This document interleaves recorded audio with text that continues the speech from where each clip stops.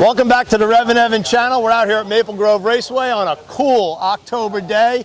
We're at the Pennsylvania Dutch Classic, one of my favorite races. If you haven't already done so, please subscribe to the channel. Make sure you leave a comment, hit that like button, and don't forget to ring the bell so you know when we put up a new video. Today we're talking Mustangs, and this is my man Dean Cook from West or just Warwick, Rhode Island? Coventry, Rhode Island. Coventry, Rhode Island. All right, I got the Rhode Island part right. This is the shop in Warwick? The shop is in West Warwick. All right, I knew there was something with West Warwick going on. Dean and I go way back. We both raced Cobra Mustangs. We're about the same age, so we started running stock about the same time. But he's got a very special car this weekend, the 71 Mustang, Cleveland Power. Dean, welcome to the channel. Thank you, Evan. Raced against this guy and with this guy. We've helped each other along the way for many, many years. And we're caught up with you. You got the old bird out? Yep, got the old bird. My dad's car. Unfortunately passed away, but I'm here and racing it in his remembrance. Your dad was such a cool guy, man. Help me. These guys are hardcore stick guys, hardcore Ford guys. And when I started racing stock in the 90s, you were some of the guys that really helped me with clutch. And I'll always remember your dad. Plus, having those great cookouts and things like that. These guys always got the good food. So tell us about the car. You're ripping some gears out here. The car is an original Boss 351 71. Been a race car since 72. Got a different engine combination in it this weekend. I'm running the 285 Boss 351 72 motor, 71 motor in it. Rated to 297. It'll run pretty good. I've been as fast as 1066 with it, but we're hoping for better times this weekend, but didn't have the weather to cooperate.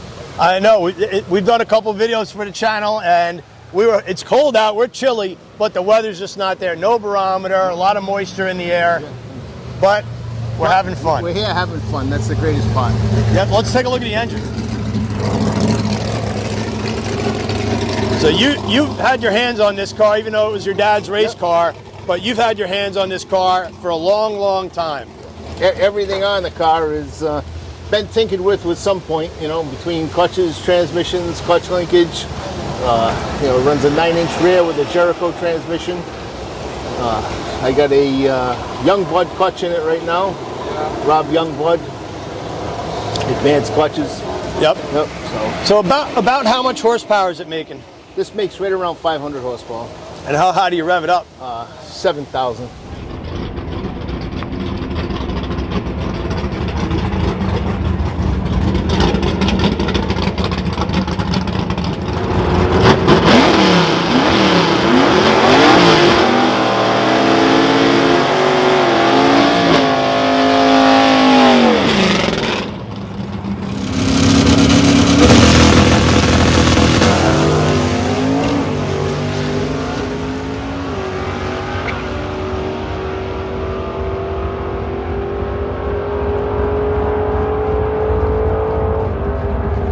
One of the last engines my dad assembled, and I'm not even really sure what lifters he used, because there's been such an issue with lifters wiping out steel lifters on a flat toppet camshaft. So he may have used a set of hydraulic lifters, even though we're allowed to use a solid lifter. We use the old shoeback lifters that have been really reliable for us for a long time. It's going to be a challenge taking this apart to freshen it up to find out what he actually did. So Dean, how do you like driving this compared to your 94? Because completely different driving position. You're more kind of laid out in these cars. This car here is, it's an animal driving compared to the newer cars driving, I will say that. This shakes, rattles, and rolls. It's definitely different. And, you know, the car can wheel stand pretty hard sometimes too, which is much different than the 302 small. Oh, yeah. Yeah, well, even though your car's a 94, it's got the same Fox body rear suspension. Yep. And those cars, my car anyway, is relatively smooth, even though it wheelies and plants a tire. This thing, I mean, a leaf spring stick car is just violent. It's violent, really violent. Hard to believe, actually, yesterday, the first run, I had tire shake, you know, with a 9-inch stalker. It's incredible, you know? Oh, man. What are some of the challenges in running this car compared to the other car? The 351 Clevelands are definitely much harder on parts. This thing here, you got to take it apart every 45, 50 runs to make sure everything is good on it. Right. So with this combo, talk to me about what carb you're running, if you know the valve sizes and cam length and stuff like that. This is a 780 Holly factory carburetor.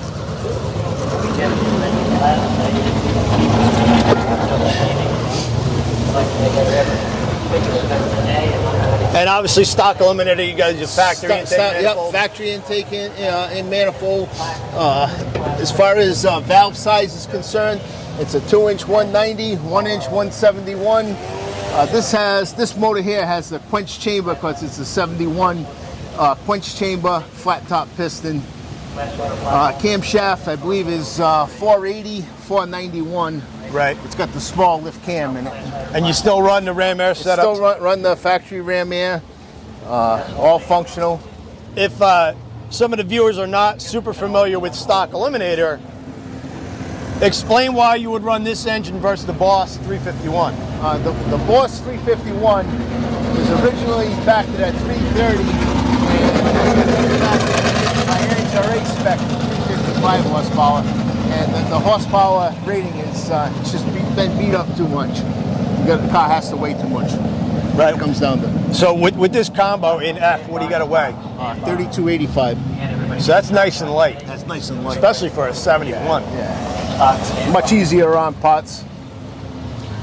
What do you do with suspension on the 71? Obviously, I know what you do on a Fox body. This has competition engineering slider links. I do have a set of Caltrax also. Right. The Caltrax split leaf. Basically the same setup. I'm going back to the Caltrax. I truly believe they're more consistent. And I see you got the old school Ford writing on there. Yeah, Let's check that out. That was my dad's doing. L&L Machines, classic machine shop, been around forever. Yeah. And then I love that on there. That has not always been on there. No, it hasn't. We put that on 2 years ago. My dad wanted to put something old school on there, and that was his doing. So we'll leave it right on there because that's what he wanted. So let's take a peek. I'm not going to make you climb in there because you got the full cage and everything, but talk us through a run. Got the 4-speed Jericho shifter. Yep. This thing is all business. So you do a second gear burnouts. Take us through a run. Yeah, pretty much spin the tires in first gear in the water, bring it into second, bring it up to about 5,000, snap the clutch out for the burnout. As soon as you get a little bit of haze, I try not to pull the motor down because there's not much clutch pressure, and just drive to the starting line nice and easy, put it back in first gear, and get ready for the run. Pop it into first? Pop it into first and bump it in. And as soon as the other guy's bottom light's on, I put it to the floor. You know, use a 2-step. Typically, like yesterday, I was leaving at 5,400. 54? Yep. And you said, what are you pulling at 7? 7,000. What's it go through at? Goes through around 7,200. In good air, 7,200. So what are you running, like a 5.0, 5.13? Something? This has got 5.14s in it. 5.14s?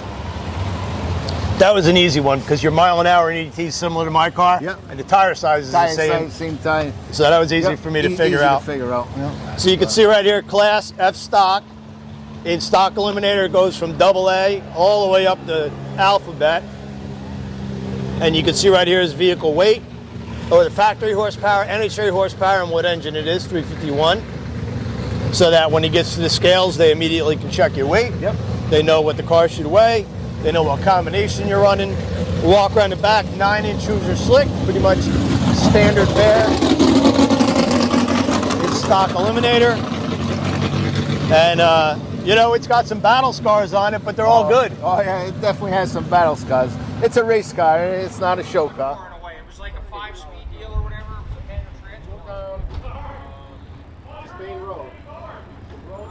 transfer.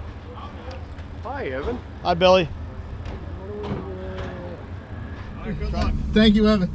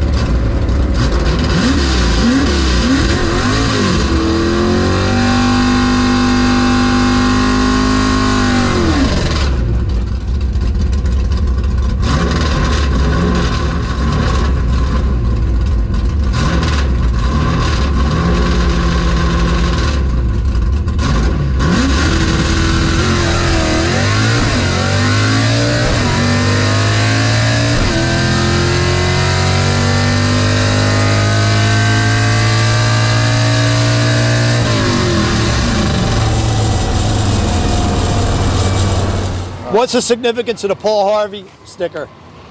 Believe it or not, we got out at Indy U.S. Nationals. We used to go to the Paul Harvey dealership for teardown, and Paul Harvey was famous back in the 60s and early 70s with racing, and we just stuck the sticker on there. This was an original Dunn Ford car that had come from Tasker Ford. Really? It was traded back in 71. Tasker traded it to Dunn probably for another car at the time.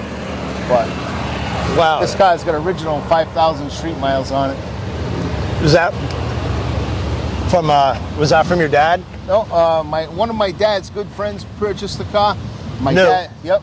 And in 1981, my dad ended up taking it over. Okay. Yep.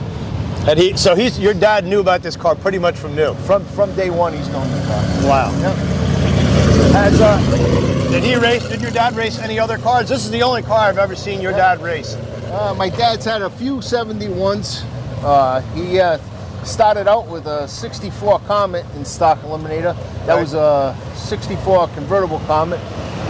Then he ran a 68 Cobra Jet car for a while. Okay. And then he ran another one of these cars, not this car. He ran that in Superstock also, ran Superstock J with that car. And then we've raced this car since about 1981. He's raced it since 81. Okay.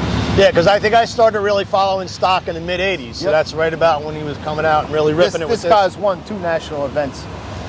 Won the 83 Summer Nationals. Okay. Yep, and it won the 2019 New England Nationals up in New Hampshire. Which is your home track. Yeah. Both times my dad driving. And tell everybody what you do for a living. We run an auto repair shop. Got 4 good guys working for us. Me and my 2 brothers now run the shop. My mom's still involved. We do a lot of, we work on a lot of cars every day. Cars and trucks, at the shop. Probably 20 cars coming in and out the shop every day, along with quite a backlog. We love working on cars and really enjoy it. Cool. Dean, Thank you, Evan. you're welcome. Longtime friend of mine. I hope you guys really enjoyed this one because, his dad was a great guy. We love the car. And you got to get the Cobra back out too. We Yep. both got to get our Cobras out and come back racing. The Cobra will be out next year. Awesome. Yep, absolutely. Well, thank you guys, and I hope you guys enjoyed the video. We'll see you real soon. Thank you.